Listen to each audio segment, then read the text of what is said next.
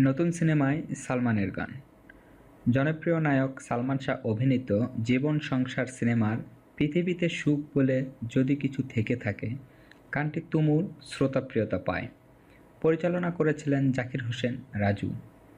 ২১ বছর আগে সালমান শাবনূর জুটির গানটিতে কণ্ঠ দিয়েছিলেন সাবিনা ইয়াসমিন ও আগুন। জাকির হোসেন রাজুর লেখা গানের সুর সঙ্গীত করেন আবু তাহের।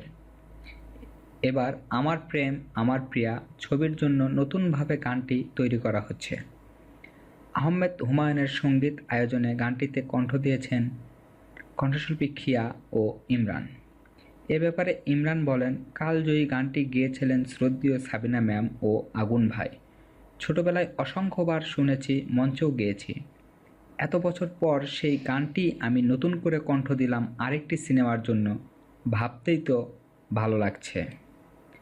২০১৫ সালে শুরু হয়েছিল আমার প্রেম আমার প্রিয়া ছবির শুটিং। ছবিতে অভিনয় করছেন আরজু, পরিমণি, মিশা সওদাগর, আলিরাজ, রেবেকা, ডন ইত্যাদি। ধন্যবাদ সকলকে সাথে থাকার জন্য।